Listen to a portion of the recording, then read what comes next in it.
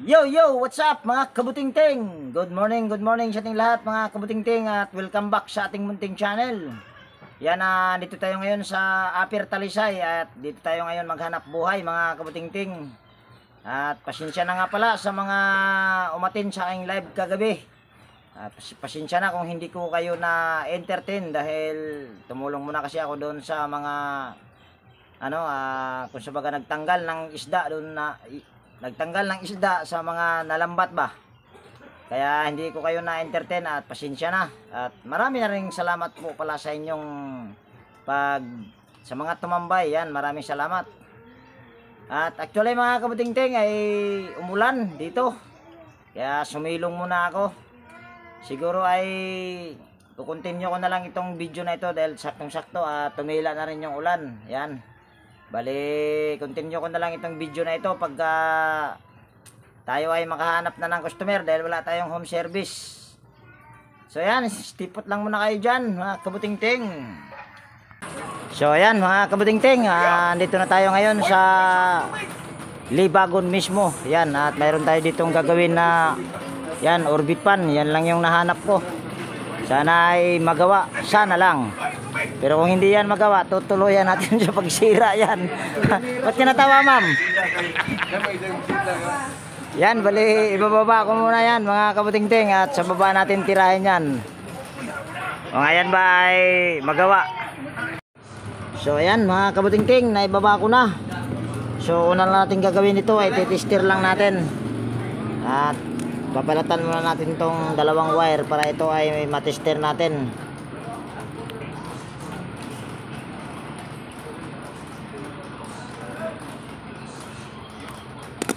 So yan, nabalatan na natin. At meron ako ditong napansin, yan. Madalas ito sa mga ganitong orbit pan na ganito ang brand mga kabutingting, standard. Yan, standard na orbit pan or ceiling pan. Ang nagiging problema nito kalimitan or kadalasan itong wire nya na ito. Itong wire na to, yan, ito. So para matester natin yan, so ito ay ating babaklasin talaga lahat. At bago natin babaklasin pala yan ay siyempre titester muna natin ito. Pero ito ay hindi naman siguro ito ipapagawa ng mayari kung ito ay gagana. Dahil tinignan ko rin ito ay ayaw na talagang umikot. Yan, set lang natin ito sa oil. Yan, kita naman. So ito ay ating ititester yung dalawang wire. Kita ba? Hindi yata kita. Ayan, kita naman. Kita sa mata. So ito yung ititester lang. At nakasit pala yan sa oil mga kabutingting. So wala tayong nare-reading yan. Kung nakikita nyo ay wala tayong nare-reading sa ating tester.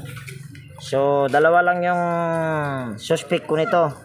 Pwedeng fuse or pwedeng itong wire na sinasabi ko. So ayan, babaklasin natin lahat ito para ito ay matester natin. Lalayo ko lang yung aking tripod para ito ay makikita nyo. Ayan, tanggalin lang natin tong tornilyo na ito. Kung nakikita nyo ay napakalambot at kung nakikita nyo ay napakalaki ng yan o.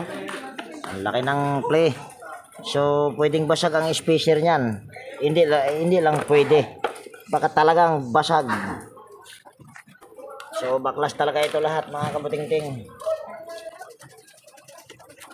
Yan, tanggalin lang natin yung apat na tornilyo. Yan, fast forward lang natin yung pagtanggal sa apat na tornilyo para matanggal yung pinaka cover sa motor. Automatic pa. Yan. Automatic Digital. Di ba automatic pa? Hindi. Yan mga kabutingting, basag. Wala na talaga yung niya dito. Ayan spacer, basag. Sunod ay tatanggalin muna natin itong tornilyo na ito. Ayan. At gagamit lang tayo dyan ng T na 8mm at saka pwedeng pliers or pwede ring vice grip. Dahil hindi pa naman nakahanda yung vice grip, so kukunin ko muna sa aking box. So ayan, mayroon na tayong vice grip. Vice grip yung gagamitin natin. iipit lang natin itong itong ulo na ito. Ipit lang natin para hindi tayo mahirapan sa pag-ikot ng T na 8mm. Kaso umiikot, maluwag. So dito mga kabutingting ay fast forward lang natin yung pagtanggal sa kanyang tornilyo para sa swing arm, para hindi masyadong humaba itong video natin. So yan na, natanggal na natin yung isang nut. So ito ay ating tatanggalin lang natin yung tornilyo. Sunod, tatanggalin lang natin itong dalawang tornilyo ito. Dalawa lang mga kabutingting ito. Apat yan, pero itong dalawa lang na nasa taas. Fast forward lang natin yung pagtanggal sa dalawang tornilyo para matanggal yung cover sa motor. Pagan muna natin. So fast forward lang natin dito ulit sa pagpagpag sa mga alikabok, at ganun din yung pagtanggal sa pinaka cover sa motor. Ayan naman ay napakadali lang na tatanggalin pag natanggal mo na yung tornilyo. So ito mga kabutingting, dahil basag yung spacer, siguro ay uunahin ko na sa pagtester yung kanyang thermal fuse. Mamaya ko na to ititester kung matitester ko na yung thermal fuse. So tatanggalin lang natin ulit itong apat na tornilyo na yan. Bulol. Yan. Dito ay fast forward lang natin ulit yung pagtanggal sa apat na tornilyo para matanggal yung pinaka motor niya or yung stator. So kung umabot ka dito sa video ito, yan, mega love shout out sa iyo, at shout out ko na rin yung ating mga silent viewers, organic viewers. Yan, mega love shout out na rin po sa inyo, at ganoon din sa aking mga kaibigan sa YT. Yan, mega love shout out po sa inyong lahat, at hindi ko muna kayo babanggitin ng paisa-isa. At ako naman ay taos puso talaga na nagpapasalamat sa inyong lahat na sumusuporta sa aking YouTube channel. Yan, maraming salamat po sa inyong lahat. Yan, natanggal na natin yung apat na tornilyo. So sunod lang natin gagawin dyan ay lalagyan lang natin ito ng tanda para pagbalik mamaya ay napakadali na lang. So yan, lalagyan na natin ng tanda. Putulin lang natin yung cable tie. Sunod, pwede na natin itong iangat dahil wala naman ang tornilyo. Tanggalin lang natin.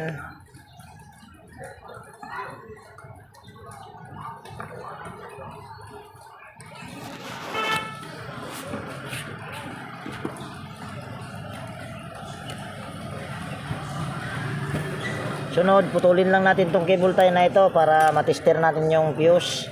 So ito yung fuse niya, yan. Tapos ito yung dalawang linya sa fuse, yan nasa aking kuko. So ayan ay ating testerin kung ayan ba ay okay pa. Dahil siguro tingin ko ay hindi na okay yan. Kasi nung nabasag yung spacer, malaki na yung ano niya, play niya, kaya uminit ito, kaya bumigay talaga yung fuse. So ito ay ating tester lang, at i-on lang natin ulit itong tester natin dahil pinapatay ko ito dahil sayado sa battery. Kaso hindi nyo kita. Ayan, medyo kita na. So testerin lang natin tong linya ng thermal fuse.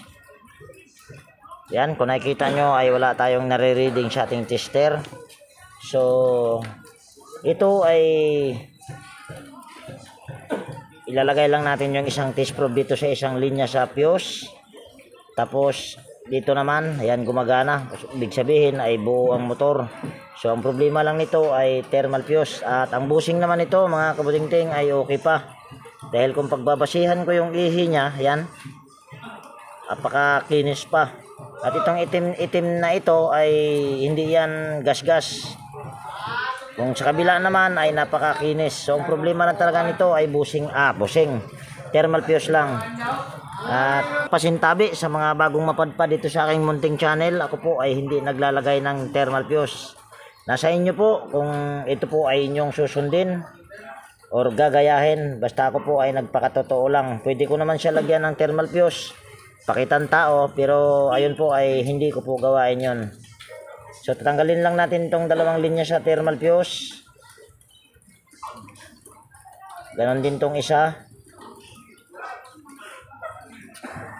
Tapos putulin lang natin yan.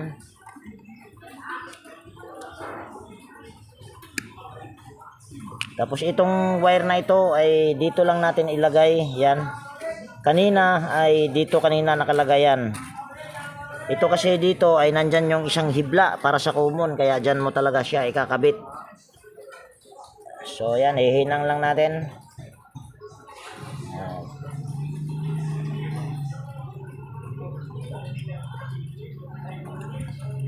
So ayan na. So ito ay ating testerin lang ulit. Yan, ito yung wire nya.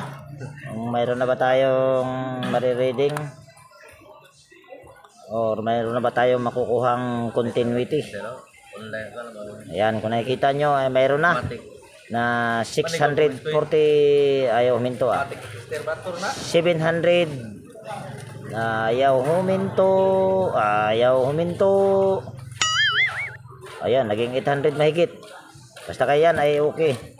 Tagbuwang tong tester na to shout out nga natin yung mga gwapo. Tan tan taran. Tan tan taran. Kaway mo na mga boss. Ayaw kumaway, plado tong dalawa na ito. Wow naman. Balik tayo dito. Ayun ay patalastas lang. Pagpagan muna natin kunwari lang. Okay na yun, okay na. Okay na. Yan yung pangyayari. So ito ay tatalian natin dahil kanina nakatali yan. So ngayon ay tatalian natin yan. At kukuha lang tayo ng pampalit na spacer at saka cable tie para dito. So ayan, ito yung cable tie natin. So tatalian lang natin ito. Yan. Putulin lang natin. Tapos sunod natin gagawin ay tatagalin lang natin yung stopper sa LEC.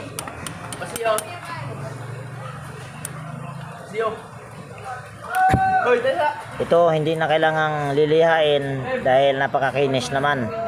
Kung nakikita nyo. So dediretso natin yan, tatanggalin. Tapos tatanggalin lang natin yung pinaka dito, yung mga nabasag, yung mga natira sa na pinagbasagan.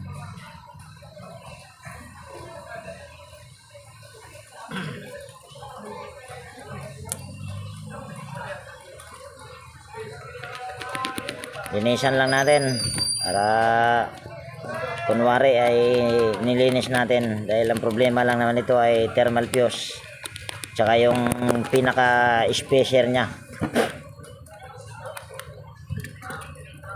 At pasensya na sa brush ko dahil di pa ako nakabili ng brush. Medyo taghirap tayo ngayon dahil matumal. So kukuha lang, asa na ba yung pala. So ayan, ito yung kakabit natin na spacer. Ito ay cooling fan spacer, sabi ni Sir Robert Mandap. Yan sir, shout out sa iyo sir at maraming salamat sa pagbahagi ng inyong kaalaman kung anong tawag nito. So medyo napakalayo pa. So dadagdag tayo ng spacer. Ito ay spacer niya naman talaga, ito original.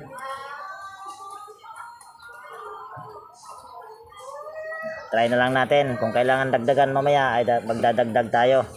At syempre, ito ay tuyong-tuyo ang kanyang foam. So ito ay ating lalangisan.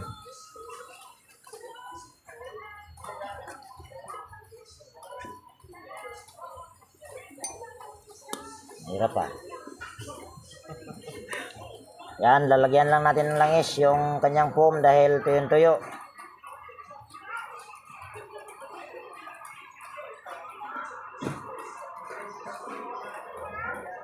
Yan, tama na yan. Balik lang natin tong isang washer. Sunod ay assemble na natin ito. Ano ba yung ginuhitan ko? So paglalagay lang kayo ng tanda para pagbalik nyo ay hindi na kayo malilito. Yun yung mga diskarte or paraan na madali nyo na lang ibalik. At ganoon din tong isa, lalagyan din natin ng langis dahil tuyo-tuyo rin. At Ako kasi bumabase ako sa shafting mga kabutingting. Kung makinis pa yung shafting, so ibig sabihin ang busing niyan ay napakakainis katulad nito. Pwede naman nating ipapasilip. Kung may makikita kayong makintab dyan na guhit, ayan ay busing ang problema. Kung may makikita kayo ay i-comment nyo na lang dyan kung mayroon ba kayo nakikita. Ayan, wala.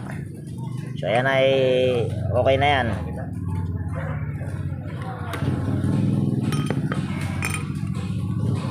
Lagay lang natin ito at hihilahin natin kung ito ba ay, ayan, napakalaki ng nahihila natin. Dapat ito ay napakaliit lang na dapat mahihila natin dito. So magdadagdag tayo ng spacer dyan. At maghahanap muna ako dito ng spacer. So yan, mayroon na akong nakuhang spacer. So ito yon, sakto siguro ito dito. So ito ay ating tatanggalin lang. Tapos lagyan natin ng spacer or washer.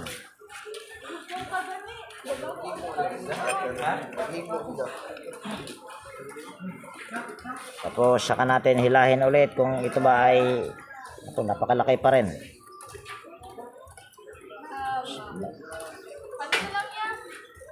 Siguro pa kailangan pa ng isang washer na makapal or spacer. Hanap na ako. So yan, ito yung nahanap natin. Medyo makapal. Yan. So gagawin natin dyan, dahil medyo makapal naman yan, ay magbabawas tayo. Yan, babawasan natin ng medyo may kanipisan. Tapos salpak natin ito kaso maluwag. So gagawin natin dyan ay tanggalin natin. Tapos tanggalin din natin tong cooler fan spacer. Tapos iuna lang natin itong maluwag. Sunod tong spacer. Tapos balik natin tong isang spacer. Tapos isang manipis. Tapos itong makapal, mamaya na yan. At lalagyan pala muna natin ito ng langis. Nakalimutan ko pala.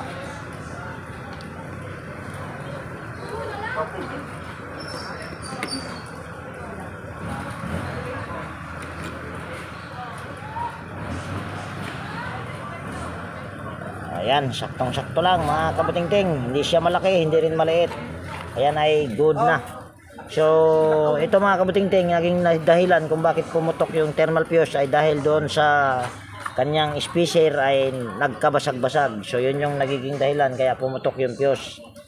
At pasintabi, at hindi ko na siguro kailangan pang ano nga ba yun sasabihin ko, buwang katinga. Hindi ko na siguro ipapaliwanag kung bakit hindi ako naglalagay ng thermal fuse, dahil babalik-balik na lang yung paliwanag. Basta ako ay hindi naglalagay ng thermal fuse, period. So ayan, babalik lang natin tong mga tornilyo na mga kabutingting, at para ito ay matapos na. Dahil yun lang naman ang problema. Dito ay fast forward lang natin yung paghigpit sa mga tornilyo para ito ay hindi masyadong humaba yung video natin. Ay saktong-sakto lang ang ano nito mga kabutingting, spacer niya hindi malaki, hindi maliit. So ito ay kailangan mo pa rin siyang lalagyan ng langis, kasi may isang pompa ito na nasa taas pag mga ganitong orbit fan. So lalagyan mo lang siya ng langis. Yan. Para mabasa yung kanyang foam na nasa taas. Sunod ay ibabalik lang natin tong lock sa pinaka-ilisi. So pwede na natin tong ibalik yung kanyang housing. Yung pinaka-cover sa motor, at lilinisan ko muna dahil napakadumi oh. Pati kamay ko madumi rin. So yan, ito ay ating pupunasan lang para kahit paano ay matuwa naman yung may-ari.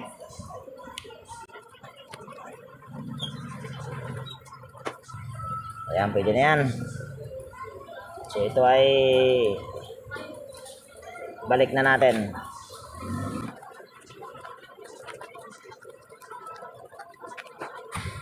Hindi na mabalik. Sunod, babalik lang natin yung dalawang tornilyo para dito sa ayan.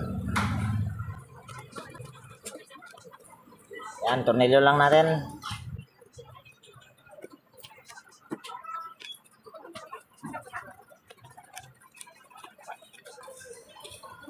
Punasan lang natin para mabawas-bawasan ang magdumi.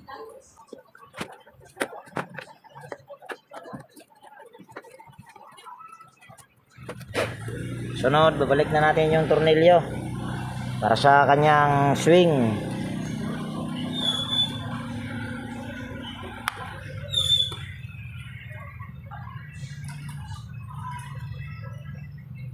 Iuna mo lang yung kanyang washer. Yan, tapos sunod mo yung swing arm. Pagkahirap ka sa mga ganito kamay, gumamit ka lang ng long nose para hindi ka mahirapan. Pero kung sa pagka-diskarte lang para mapabilis. Yan, balik lang natin yung washer dito. Tingin ko naman ay ewan ko lang kung okay pa ba ang kapasitor nito, pero bago natin ito ikabit doon sa taas para isang gawa lang ay kailangan natin itong i-tester yung kanyang kapasitor. Yan, gamit lang tayo ulit ng long nose. Ipit lang natin yung pinaka-ulo niya. Tapos gamit tayo ng tail dito para mabilis.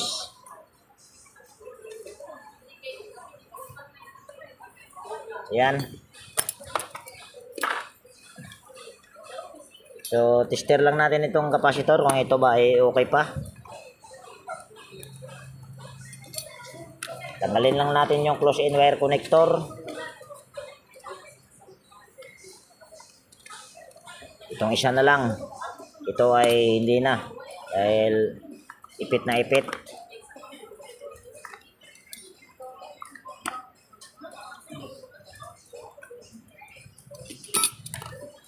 Yan, handa lang natin yung ating tester at on lang natin ulit yan para na-tester natin yung kanyang kapasitor at iset naman natin ito sa capacitance.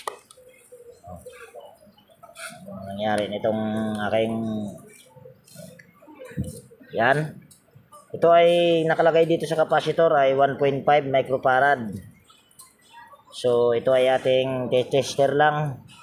Lagay lang natin yung kabilang test probe dito sa ano. At tignan natin kung ilan ang matitester natin. Para yatang hindi na gumagana. Hindi yata pumasok. Ayan, ayusin lang natin sa pagpasok. Para magkaroon siya ng... Ayan, ito ay sira na rin dahil mayroon na lang tayong nare-reading na 0.6 nanofarad. 697 nanofarad. So ayan ay sira na. So magpapalit din pala tayo ng kapasitor nito, anak ng tipaklong. Yan, balik lang natin ito sa kanyang wirings. At dito natin ito puputulin para ihinang na lang yung kapasitor. Pag mga ganito ay pinapalitan ko ng 2UF na kapasitor. Ito ang nakalagay dito ay 1.5 lang, pero ang ipapalit ko ay 2UF. Yan, tanggalin lang natin itong isang tornilyo para matanggal natin yung tornilyo sa kapasitor. Tapos puputulin na natin ito. Tapos balik na natin ito.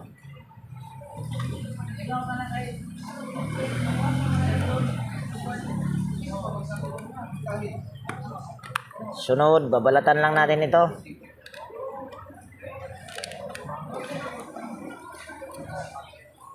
Yan, balatan lang natin.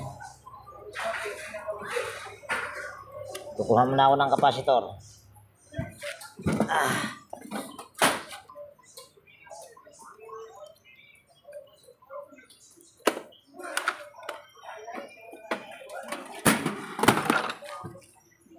So yan, ito yung kapasitor natin.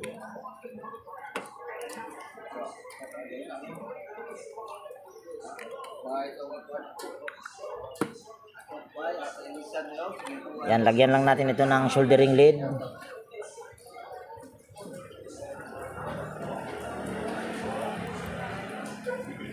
Magkabilaan ay kailangan nating lagyan. Pero kung wala ka naman panghinang, ayan naman ay may butas. At saka mayroon ding nabibiling kapasitor na mayroon siyang wire. Ako kasi ay hindi mahilig bumili ng kapasitor na may wire kasi napagkakamalang luma o second hand. Kaya ang ibinibili ko talaga ay yung walang wire. Yung lihinang talaga. So yan. Sunod, ihinang lang natin itong dalawang wire dito sa bawat terminal ng kapasitor.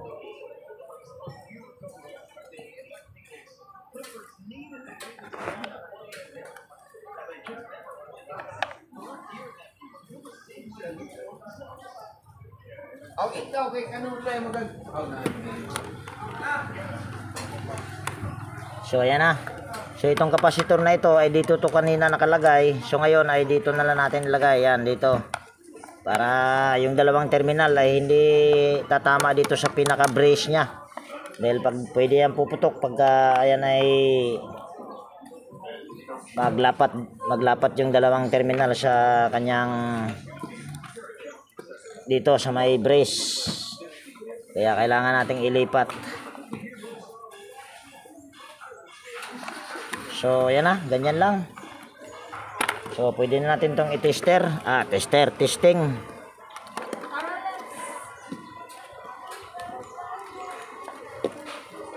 Tabi muna natin itong dapat itabi.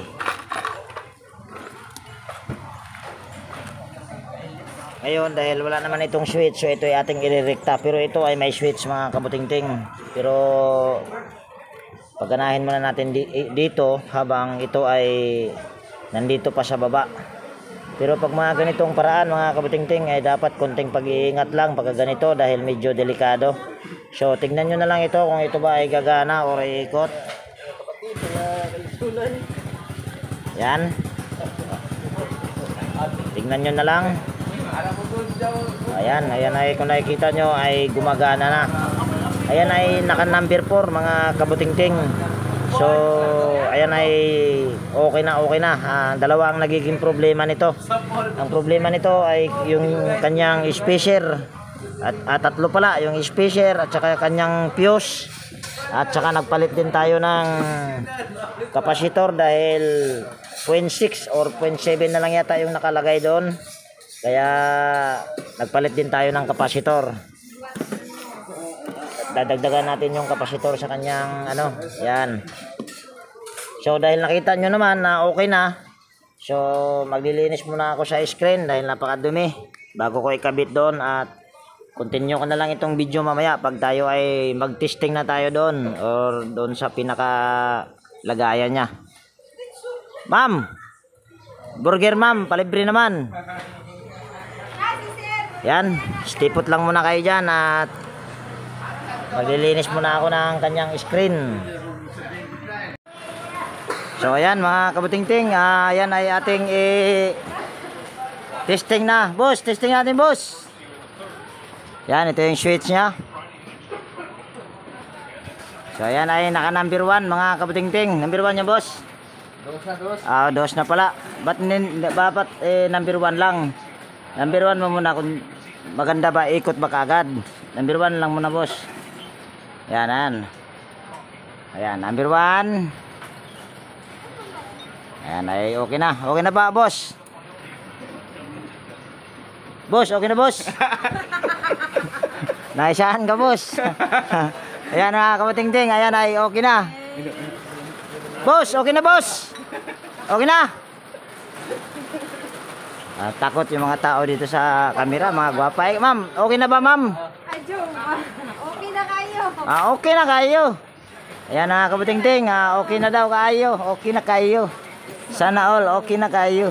Yan, dito ko natapusin yung video natin sa araw na ito mga kabutingting. At kung mayroon ka ditong natutunan at kung nagustuhan mo itong video na ito, pwede bang palike at pakishare. At higit sa lahat, kung bago ka na napadpad dito sa aking munting channel, ay pa-subscribe naman din at pakipindot na rin yung notification bell at ilagay mo sa all para ma-notify ka pag mayroon akong mga bagong i-upload na video. So ayan, lagi nag-iwan sa inyo ng ingat tayo palagi at God bless po sa ating lahat mga kabuting-ting. Okay na, boss?